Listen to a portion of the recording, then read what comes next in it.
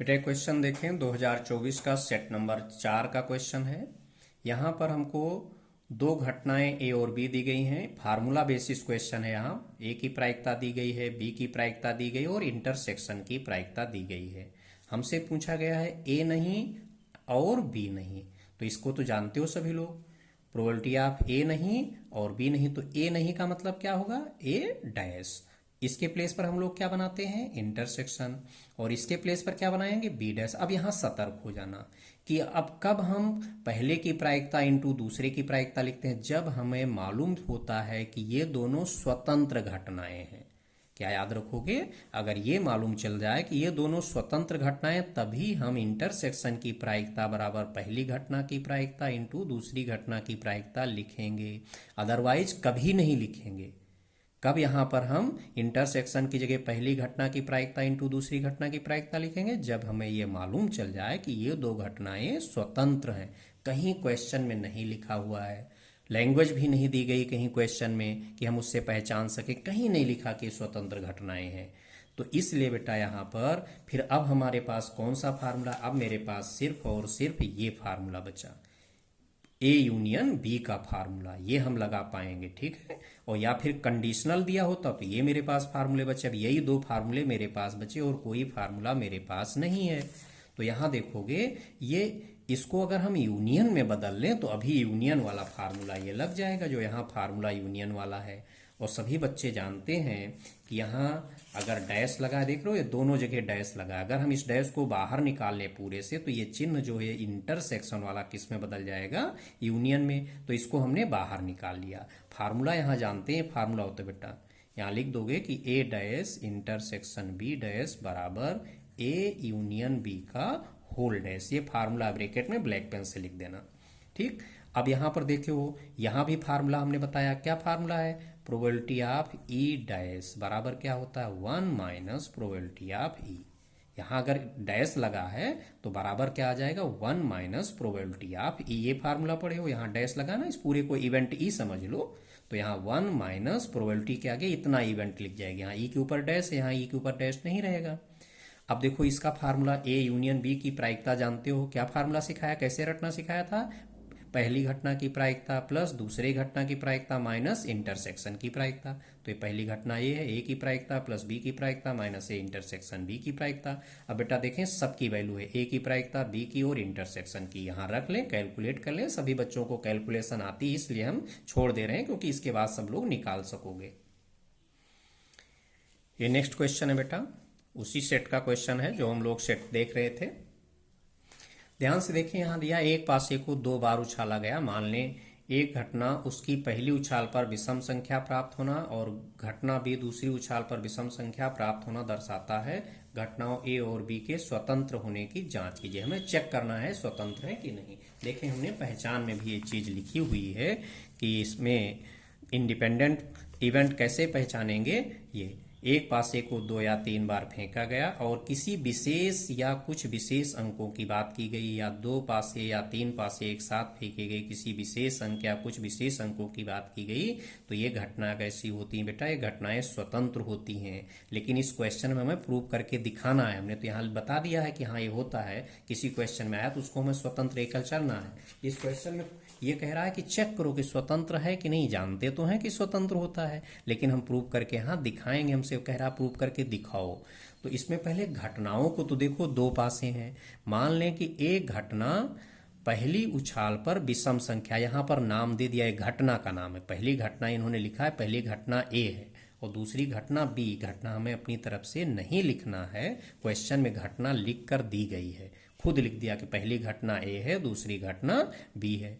अब किसी घटना की प्रायिकता का फार्मूला क्या होता है, प्रोबेबिलिटी ऑफ ई का फार्मूला हो गया, प्रोबेबिलिटी ऑफ ई बराबर N E upon N S. ये फार्मूला होता है।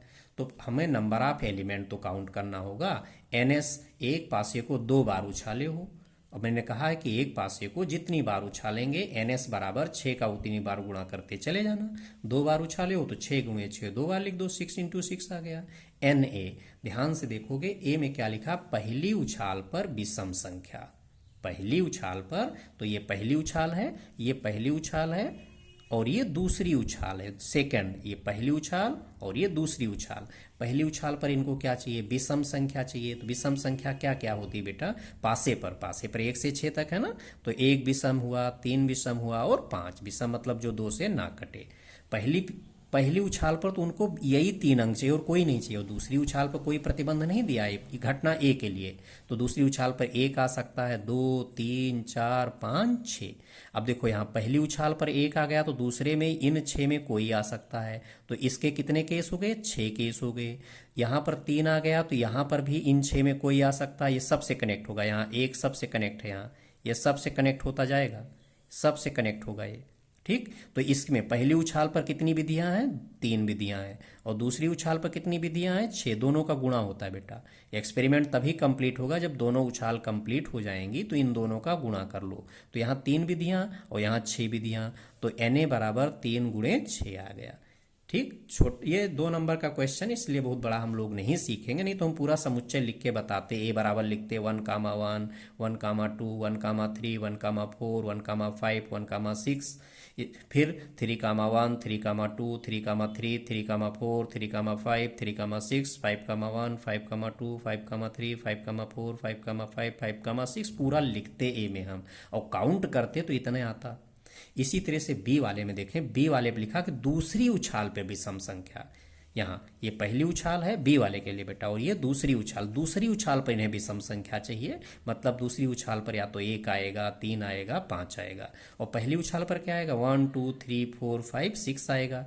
तो इसकी कितनी विधियां हो गई, इसकी हो गई 6 विधियां, और इसकी हो गई 3 विधियां, तो दोनों का गुणा कर लो, 6 गुणे 3, ये NB हो गया।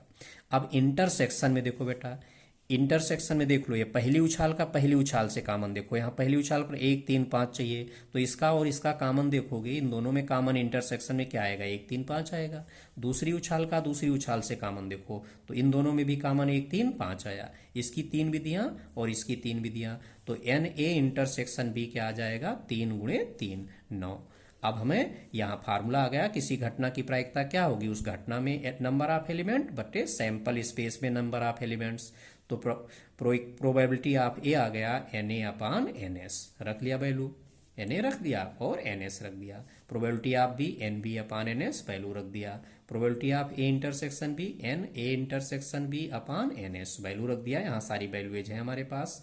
अब इंडिपेंडेंट की पहचान क्या है, अगर हमें 2 घटनाओं को चेक करना है कि वो इंडिपेंडेंट हैं कि नहीं है, तो हमने फार्मूला लिखा है, देखें ये इंडिपेंडेंट की पहचान है, मतलब न्यूमेरिकल में कैसे चेक करेंगे कि दोनों के इंटरसेक्शन की प्रायिकता, दोनों घटनाओं की प्रायिकताओं के मल्टीप्लिकेशन के बराबर होना चाहिए। तो ए इंटरसेक्शन बी की प्रोबेबिलिटी हम लोगों ने यहाँ लिखा है। अब पी ए और पी बी का इंटू क्या देखा कि ये दोनों बराबर आ गया, ये इंटरसेक्शन की प्रोबेबिलिटी है और ये दोनों की प्रोबेबिलिटी का मल्टीप्लिकेशन आया, दोनों बराबर आ गया, तो इसका मतलब ये दोनों घटनाएं कैसी हैं, स्वतंत्र। इसीलिए हमने पहचान में भी लिखाया है कि इस तरीके से जब भी आ जाए तो उन घटनाओं को हमें स्वतंत्र ही मानकर चलना है।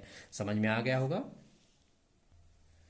ये सेट नंबर 4 का अगला क्वेश्चन, 2024 में सेट नंबर 4 का अगला क्वेश्चन, ये लॉन्ग क्वेश्चन है। एक थैले में 10 काली और 5 सफ़ेद गेंदें हैं। 2 गेंद एक के बाद एक निकाली जाती है और पहली गेंद दूसरे के निकालने से पहले वापस नहीं रखी जाती है। मान लीजिए कि थैला में से प्रत्येक गेंद का निकालना समसंभाव्य है, तो दोनों काली गेंद निकालने की क्या प्रायिकता है। देखिए बेटा, हमने मल्टीप्लिकेशन थ्योरम में बताया था, ये सैंपल स्पेस है, इसमें से एक के बाद एक कम से कम 2 घटनाएं या 3 घटनाएं होंगी, एक के बाद एक 1 बाई 1 घटित होगा। अगर 2 और इन सब के घटित होने की प्रायिकता पूछेगा, तीनों के या दोनों के घटित होने की प्रायिकता पूछेगा, तब यही लगाना है। पहले घटनाओं को डिफाइन करोगे। अब यहाँ देखें, इसकी पहचान हमें अलग से लिखने की जरूरत नहीं है, बड़े आराम से क्वेश्चन देख करके ही समझ में आ रहा है। यहाँ पर क्या है, इसमें 10 काली गेंदें हैं, 5 सफ़ेद गेंदें, 2 गेंदें एक के बाद एक 2 घटनाएं घटित हो रही हैं, 2 गेंदें निकाल रहे हो एक के बाद एक, और पहली गेंद दूसरे के निकालने से पहले वापस नहीं रखी जाती है। अब यहाँ पर ये क्या है, दोनों गेंद कैसी है, काली, मतलब क्या है, पहली घटना है, दो गेंदें निकाल रहे हो, दोनों काली गेंदें चाहिए, तो पहली गेंद क्या चाहिए? काली। ये पहली घटना हो गई कि निकाली गई पहली गेंद काली है, क्योंकि दोनों ब्लैक तो चाहिए तो पहली भी ब्लैक चाहिए। और यफ में निकाली गई दूसरी गेंद काली है। दो घटनाएं एक के बाद एक हो रही हैं, एक के बाद एक, दो या तीन घटनाएं, कम से कम दो घटना रहेंगी, उसके बाद तीन चार पांच चाहे जितना रहे, तो ज्यादातर दो या तीन घटनाओं का देता हूँ। क्वेश्चन में लिखा रहेगा या मालूम चल जाएगा कि एक के बाद एक ये घटनाएं वन बाई वन घटित हो रही हैं। साफ साफ यहाँ लिखा भी गया है। पहले जो घटना घटित हुई वो लिख लें, उसके बाद वाली लिख लें। अब प्रोबेबिलिटी ऑफ ई, तो प्रोबेबिलिटी ऑफ ई यहाँ जब निकालोगे बेटा, इसमें हमें एनएस लिखने की जरूरत नहीं है। यहाँ पर जब भी यहाँ चलोगे तो इसमें एनएस की कोई जरूरत नहीं होगी, डायरेक्ट निकल आएगा। ठीक है, यहाँ देखेंगे ई की प्रायिकता में जब चलोगे तो हमारे पास ई में कितने एलिमेंट हैं। देखो हमें क्या चाहिए, ई में ब्लैक चाहिए, काली गेंद है। कितनी काली गेंदें मेरे पास हैं? 10 है ना, तो 10 तो ऊपर हो गया। और टोटल कितनी गेंदें हैं? ये थैला है, ये है, ये हमारा सैंपल स्पेस है। सैंपल स्पेस में टोटल कितने एलिमेंट हैं? 10 और 5 15, तो एनएस हो गया। अब हमें ई जो इवेंट हो रही है उसमें कितने एलिमेंट हैं, तो इवेंट हमें क्या चाहिए? ब्लैक चाहिए। ब्लैक वाली कितनी है? ब्लैक वाली 10 है, तो 10 हो गया, कैलकुलेट कर लो। अब इसके बाद में यहाँ जब हम आगे बढ़ते हैं तो ये वाली घटना ऊपर रहेगी और ये नीचे जाएगी बेटा। ठीक है, यहाँ हमने बताया हुआ, ये देखोगे, ये जब हम इस पर जाएंगे घटना नंबर एफ पर, इसकी प्रायिकता निकालोगे तो इसको हम क्या लिखेंगे? प्रोबेबिलिटी ऑफ एफ अपान ई। और जब हम यहां पहुंचेंगे तो ये घटना ऊपर रहेगी और इन दोनों का इंटरसेक्शन नीचे जाएगा, इन दोनों का इंटरसेक्शन अपान में जाएगा। ये अगर तीन घटना है तो यहाँ तो दो ही घटना है, तो probability of F upon E, F upon E, F मतलब यहाँ दूसरी गेंद काली है बेटा। एक गेंद निकाल लिए, दोबारा नहीं रखे हो, तो देखो वैसे इसमें कितनी गेंदें थी? 10 और 5 15 थी। 10 में से एक तो निकाल लिया ना, एक पहली घटना घटित हो गई, तो एक गेंद कम हो गई। अब इसमें कितनी गेंदें की बची? 14 बची। अब यहाँ ब्लैक कितनी थी? ब्लैक थी 10, और 10 में से हम एक ब्लैक निकाल चुके हैं, तो ब्लैक कितनी बची? ब्लैक हमारे पास 9 बची, और टोटल मेरे पास 14 गेंदें बची। तो ये भी समझ में आ गया, कुछ कैंसिल तो हो नहीं रहा है। अब यहाँ पर हमें चाहिए, क्वेश्चन कह रहा है कि दोनों काली गेंद, मतलब पहली घटना भी हो रही, पहली भी काली और दूसरी भी काली, फर्स्ट एंड सेकेंड, तो probability of E and F क्या होता है? इंटरसेक्शन। और ये हमने दिखा मल्टीप्लिकेशन थ्योरम, इसीलिए इसका नाम ही मल्टीप्लिकेशन थ्योरम है कि इनके इंटरसेक्शन की जब प्रोबेबिलिटी निकालते हो तो गुणा करते चले जाओगे। यहाँ पर यहाँ ये दोनों लिखे ना, दोनों जगह इसकी प्रायिकता निकाले हो, इसकी। अब इंटरसेक्शन की जब हम प्रायिकता निकालेंगे तो इसका और इसका इंटू कर देंगे। अगर 3 होते, मान लो यहाँ पर आते हम इसमें इसका, तो हम क्या करते? इसका, इसका और इसका, इन तीनों का इंटू कर देते। इसीलिए इसका नाम मल्टीप्लिकेशन थ्योरम पड़ा हुआ है कि जितनी प्रायिकताएं मैंने यहाँ निकाली सबका इंटू करेंगे तो इंटरसेक्शन वाला अपने आप आएगा। तो ये इंटरसेक्शन की प्रायिकता चाहिए, कैसे आएगा? पहले यहाँ प्रोबेबिलिटी ऑफ ई और इंटू प्रोबेबिलिटी ऑफ एफ अपान ई। इनकी वैल्यूज मेरे पास है, रख लें, कैलकुलेट कर लें। 2024 का सेट नंबर 5 देखेंगे बेटा। ये क्वेश्चन है, दो सिक्कों को एक साथ उछाला जाता है, दोनों पर पट आने की प्रायिकता ज्ञात कीजिए। ये बिल्कुल बेसिक फार्मूले पर क्वेश्चन है, जो बेसिक फार्मूला हमने पढ़ाया है, probability of E equal to N E upon N S.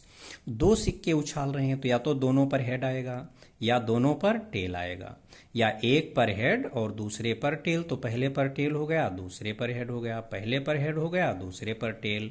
Yes लिखना जानते हैं ना, दोनों हेड हो गए, दोनों टेल, पहला टेल दूसरा हेड, पहला हेड दूसरा टेल। अब इनको क्या चाहिए? दोनों पर टेल चाहिए, पट मीन्स टेल। तो जो इवेंट है वो इनको चाहिए दोनों पर पट, मतलब दोनों पर टी चाहिए। अब इसमें देखें एनएस में कितने मेंबर हो गए? 4 मेंबर हो गए, और एनई में केवल सिंगल मेंबर। इसको एक मेंबर मानोगे बेटा, एक मेंबर है पूरा, इसको दो ना मान लेना, नहीं दो मान लो। तो फार्मूले में रख दोगे, एनई हो गया 1 और एनएस हो गया 4। नेक्स्ट क्वेश्चन बेटा, यहाँ ए की प्रायिकता दिया है, बी की प्रायिकता दिया है, इंटरसेक्शन की प्रायिकता दिया है, पी बी अपान ए पूछा। तो जानते हो यहाँ कंडीशनल है, इन दोनों का इंटरसेक्शन की प्रायिकता ऊपर हम लिखेंगे, हमारे पास है इंटरसेक्शन की प्रायिकता। अपान में किसकी प्रायिकता जाएगी? ए की। पी बी अपान ए का फार्मूला जानते हैं ना, दोनों के इंटरसेक्शन की प्रायिकता ऊपर और इसकी प्रायिकता नीचे, वैल्यू उठा के रख दें, आंसर आ गया। ये बेटा क्वेश्चन देखेंगे, एक पासे को 3 बार फेंका गया। देखें हमने इंडिपेंडेंट में पहचान सिखाया ना कि एक पासे को 2 या 3 बार फेंका गया, एक पासे को, या फिर 2 या 3 पासे एक साथ फेंके जाएंगे। किसी विशेष या कुछ विशेष अंकों की बात की जाएगी क्वेश्चन में। तो देखो यहाँ क्या किया गया है, एक पासे को 3 बार फेंके हो, ठीक, और लिखा गया है प्रायिकता ज्ञात कीजिए, प्राप्त अंकों में से एक अंक विषम संख्या हो। ये क्वेश्चन इनकम्प्लीट, इसमें ये लिखना चाहिए कम से कम एक अंक, कम से कम एक अंक होना चाहिए बेटा, यहाँ एटलीस्ट 1, ठीक है। ये क्वेश्चन इनकम्प्लीट है। पेपर में जब ये क्वेश्चन पूछा गया था तो उसमें भी इंग्लिश वर्जन जब पढ़ोगे उसमें एटलीस्ट 1 लिखा हुआ है। जिन बच्चों के पास अनसॉल्व होगा हिंदी मीडियम में उनके पास तो इतना ही लिखा होगा, उसमें कम से कम एक नहीं लिखा है। इंग्लिश मीडियम का अगर अनसॉल्व आप लोग देखेंगे तो उसमें एटलीस्ट 1 लिखा है, कम से कम एक, ठीक। तो वहां से देख सकते हैं, नहीं तो मैंने लिख दिया है, दोनों को चेक करके मैंने चीज लिख दी है कि यहाँ एटलीस्ट 1 होना चाहिए। क्वेश्चन इनकम्प्लीट था, इंग्लिश वर्जन में दिया था, हिंदी वर्जन में नहीं था। इंग्लिश वर्जन में साफ साफ लिखा है। तो यहाँ पर लिखा है कि एक पासे को 2 या 3 बार फेंका गया और किसी विशेष अंक या कुछ विशेष अंकों की बात की गई। और जब भी यहाँ पर इस वाले केस में, पासे वाले केस में चलोगे बेटा तो NS बराबर 6 गुणे 6 नहीं लेके चलोगे, इसमें एक एक पासे को एक एक बार काउंट करके चलोगे। जैसे यहाँ एक पासे को 3 बार फेंक रहे हो तो पहली बार के लिए अलग, पहली बार में 6 केस, दूसरी बार में फिर 6 केस, तीसरी बार में फिर 6 केस, अलग अलग लेकर चलेंगे। ये नहीं कि 6 गुणे 6 गुणे 6 कर देंगे, क्योंकि 3 घटनाएं तीनों अलग अलग हो जाएंगी। तो इसमें ये क्वेश्चन इंडिपेंडेंट का होगा। इस पेज को जब हर क्वेश्चन में पेज से देखते चले जाओ, केवल हमें 5 क्वेश्चन अच्छे से सीखने होंगे, पूरा हमारा अपने आप सारा टॉपिक तैयार होता चला जाएगा। इसी तरह से भी जब बेस थ्योरम के क्वेश्चंस हम डिस्कस करना चालू करेंगे तो उसको भी जो मैंने कंसेप्ट लिखा है उसी से पूरा मैच करा देंगे और बड़े अच्छे से तैयार हो जाएगा, कॉन्फिडेंट हो जाएंगे सब लोग कि हाँ इसमें हमें यही लगाना है। क्योंकि इस टॉपिक में कैलकुलेशन की दिक्कत नहीं है, कंसेप्ट प्रॉब्लम करती बच्चों पहचान नहीं पाते कि इंडिपेंडेंट लगा दें, बेस लगा दें, क्या लगा दें, कुछ समझ में नहीं आता उनको। अब यहाँ पर 3 घटनाएं घटित हो रही हैं, उनको ये दिक्कत होती है मल्टीप्लिकेशन थ्योरम क्यों नहीं लगा रहे हैं हम, 1 by 1 की बात हो रही है। तो साफ साफ यहाँ हमने इसीलिए पहचान लिख दिया यहाँ कि अगर इस तरह से केस दे दिया जाए तो किस में लेकर के जाओगे, ऐसे क्वेश्चन हमें सीधे इंडिपेंडेंट वाले कंसेप्ट से हल करना है। ये घटनाएं इंडिपेंडेंट होती हैं। तो इसमें पहले 3 घटनाएं लिखो, कितनी बार इसको उछाले हो, 3 बार। तो यहाँ पहली घटना क्या हो, पहली बार फेंकने पर विषम संख्या प्राप्त होती है, क्योंकि विषम संख्या की बात कर रहा है ना। फिर एफ में दूसरी बार फेंकने पर विषम संख्या प्राप्त होती है, जी में तीसरी बार उछालने पर विषम संख्या प्राप्त होती है। कह रहे हो कम से कम एक, कम से कम एक वाला मैंने अभी आप लोगों को बताया था कि कम से कम एक का मतलब क्या होता है। अगर किसी क्वेश्चन में कम से कम एक कह दिया गया कि कम से कम एक घटना, मान ले मेरे पास 3 घटनाएं हैं और या जितनी भी हो EF G में से कम एक घटना का घटित होने का मतलब क्या होता है, E या F या G यूनियन चलता है यहाँ। तो मतलब इसका क्या मतलब हो गया, E union F union G। ये तो इस पर देखोगे ये तीनों घटनाएं हो गई। अब यहाँ प्रोबेबिलिटी आप ही, अब यहाँ सतर्क हो जाओ। पहली बार फेंके हो, ये क्या लिखो, फर्स्ट टाइम। अब फर्स्ट टाइम जब फेंकोगे तो कितने केस आएंगे बताओ, 1 से लेके 6 तक ही तो कोई आएगा। तो टोटल यहाँ जो NS होगा वो 6 होगा, ना कि 6 गुणे 6 गुणे 6। यहाँ पहली बार केवल उसी की स्टडी कर रहे हो। अभी इन तीनों इवेंट की अलग अलग स्टडी कर रहे हो, इसका अलग, इसका अलग, इसका अलग। ये फर्स्ट टाइम जब फेंके हो पासे पर तो 6 अंक हैं, यानी से यहाँ अपान में 6 चला गया। इनको क्या चाहिए, विषम संख्या। अब देख रहे हो पासे पर क्या आता है, 1 2 3 4 5 6, यही तो आएंगे। और विषम संख्या इनमें कौन कौन है, 1 3 5, ठीक। अर्थात यहाँ जो ऊपर आने वाला अंक है इन तीनों में से कोई है। तो जो ऊपर यहाँ पर हम लिखेंगे कि हमारे फेवर में कितने केस हैं, तो 1 3 5, मतलब टोटल 3, इन तीनों में से कोई ऊपर आया। अपान में इन 6 में से कोई जा रहा है, तो ये अपान में 6 चला गया और ऊपर आ गया 3। इसी तरह से दोबारा जब फेंके हो, दोबारा भी उनको विषम संख्या चाहिए। दूसरी बार पासा फेंके हो, फिर यहाँ पर इन्हीं में से कोई अंक आएगा और विषम चाहिए, तो विषम में ये 3 हो गया, 3/6 आ गया। तीसरी बार फिर वही पासा फेंके हो, फिर यस में यही चलेंगे और इवेंट में ये आ जाएगा 1 3 5, क्योंकि यहाँ भी उन्हें विषम संख्या चाहिए। तो इस पर विशेष सतर्क रहना जब भी यहाँ पर चलना। ये इस वाले केस में इंडिपेंडेंट में जैसे या एक पासे को हम 2-3 बार फेंक रहे हैं या 2-3 पासे एक साथ फेंक रहे हैं और किसी विशेष अंक या विशेष अंकों की बात करेगा तो NS बराबर 6 × 6 × 6 लेकर नहीं चलोगे, क्योंकि सभी इवेंट की स्टडी अलग अलग कर रहे हो। इस इवेंट की अलग, इसकी अलग, इसकी अलग। यहाँ भी सिंगल पासा है, यहाँ भी सिंगल पासा है और यहाँ भी सिंगल पासा है। जब सिंगल पासा है तो इसमें तो यही आएगा ना, और उन्हें विषम अंक चाहिए तो ये हो गया तो 3/6, 3/6, 3/6। अब इनको कम से कम 1 कहा गया है, और कम से कम 1 इसीलिए मैंने कंसेप्ट में कह दिया आप लोगों से कि ये कंसेप्ट में नोट कर लें कि मान लें मेरे पास 3 घटनाएं हैं या 2 घटनाएं हैं, और कम से कम 1 घटना के घटित होने की बात कर रहा है, तो इसका मतलब क्या होगा, E या F या G।